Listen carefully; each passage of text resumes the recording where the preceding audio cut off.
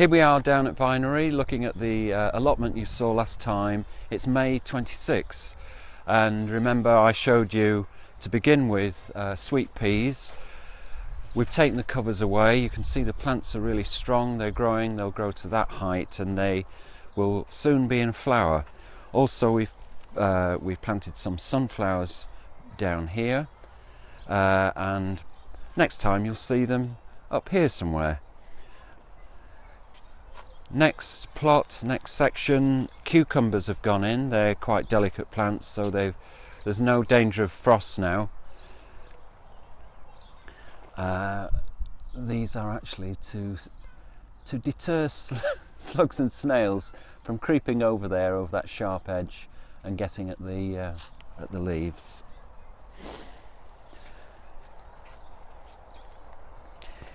Here, this is that fabric to stop weeds, just to make our job easier and to hold water inside. And these are courgette plants, recently planted between the holes. Next time, these will be huge plants out here somewhere. Similar story here with red cabbage and another netted area to stop butterflies and other problems coming in. These are also cabbages netted against pigeons and butterflies laying their eggs. Two beds of tomatoes, nice strong plants. We'll stake them, these are the stakes of course, and they will be tied in against the stakes. The problem with tomatoes is later on when you get wet and warm conditions you have a fungus called blight which devastates the crop. We might be lucky this year, we might get blight attacking the tomatoes later on after we've harvested a good crop.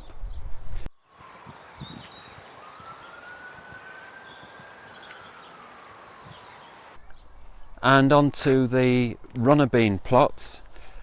Big strong stakes, they're big plants and they're just starting to run up these poles with these long tendrils here, and again sunflowers planted at the front. This project took quite a while to make a cage for the broccoli plants inside to stop pigeons and butterflies. The cabbage white butterflies, they are attracted to the scent of the cabbages or the broccoli, and they'll come in and lay their eggs all over the leaves, and suddenly you've got an infestation of cabbage white butterfly caterpillars. So this walking cage, as you see, is hopefully this will be good for many years, and we can lift this cage up and put it onto the next section for next year, because we do a rotation. These broccoli plants will not be growing here next year, they'll be on another section. These are big stakes, the plants are very big, and again we've put in the weed control fabric down.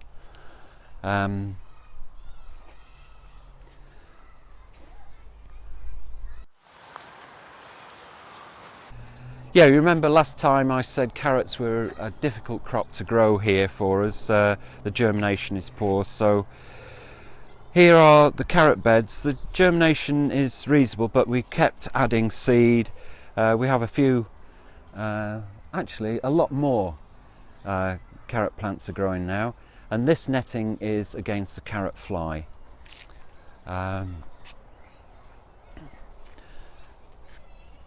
Here we go with the climbing peas. Last time they were down here with frost protection around them, and today they're up here and they're flowering. You can see they're really good sturdy plants, big leaves, making food for the flowers, and the flowers will grow into the quite large pea pods. So there are two lines of peas. They will grow up to this height, and there's a small walkway in between the peas, so you can harvest the pods from the inside, from that side as well. And to my right, the asparagus beds. We're harvesting these now. You can't see a huge crop because every day we're coming down here and cutting the asparagus stems at this level here. There's one there, another one there, and over here we've got smaller ones, but they're all doing very well. So we've had loads and loads of asparagus meals from these two beds. Just to your right, freshly planted sweet corn bed. They've been in for about 2 weeks. Already they're shooting off and growing very well. Another bed of, I think, pumpkins, squashes. Again, the same technique with weed fabric control. The raspberry bed is doing well. Here we have the raspberry flowers. If you zoom in onto these very small petals, these are raspberry flowers, and on 1 or 2 places they're forming new raspberries. No, actually this one here, you can see the beginning of the small raspberry fruits, a group of fruits that will make a raspberry about that size.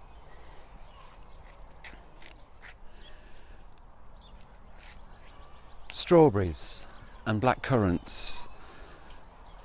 Strawberries are doing really well. We should get a big crop from these plants this year. Lots of flowers, then producing the fruits in a similar way to the raspberries, growing larger. This will increase 4 times and then become ready for picking. Over there. Over here we've got a young blackcurrant bush replacing an older one that we removed. And further down there you can see the beginnings of, or over here you can see the beginnings of blackcurrant fruits. Here you can see the small flowers, okay, forming the fruit, and there that'll double in size and become dark purpley, almost black. And oh yes, just down here a comfrey plant.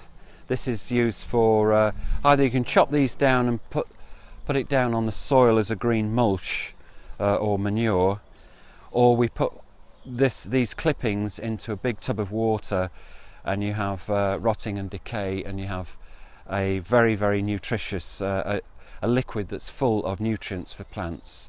So that plant is comfrey. Again, after that, another bed of sweet corn. Remember last time I showed you there were 2 furrows per plot here for potatoes. No plants at that time, about 5 weeks ago, and look at the growth of our potato plants since then.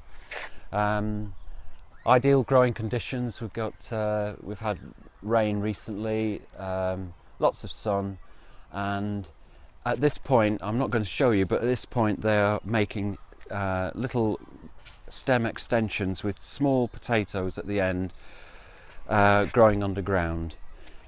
Also remember, potatoes are related to tomatoes. They do make flowers, and those are the flower buds for the potato plant. We don't have any use for the flowers or the small fruits from potatoes. They do look like little tomatoes, in fact. To my left, onions are doing fine,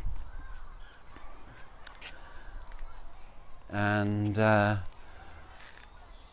this particular apple tree had very few apples last year. Some of these apples seem to go in alternate years. They flower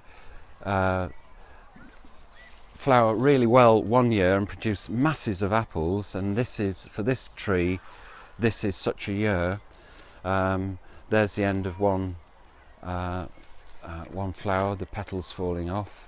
and these small apples are beginning to swell. There's one small apple there beginning to swell and grow in that position. With this particular tree there'll be far too many apples. Quite a lot of them will fall off naturally. The tree just can't supply and grow that huge crop. So I expect we'll get hundreds of small apples. So what we do is, at about that size, we'll remove quite a lot of the small apples and just let the remaining maybe perhaps 100 or so swell to full size. This is a polytunnel frame. We'll cover this once I've prepared the soil on the inside.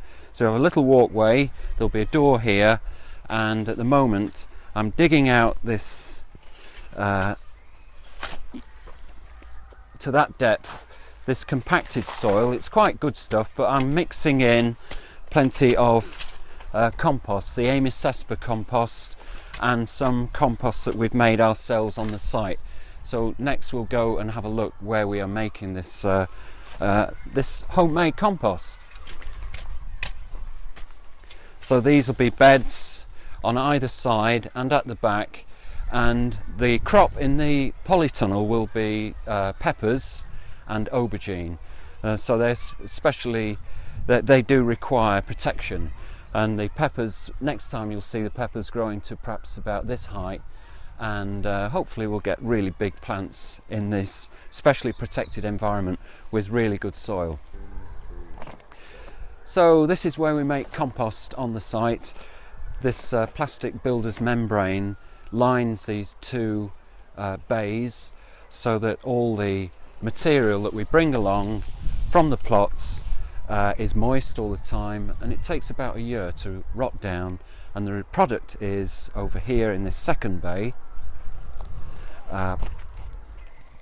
This material, which I'm going to take over to the polytunnel and put deep down in the beds that I'm making. I'll remove some of this material that is difficult to rot quickly, and the rest should be okay.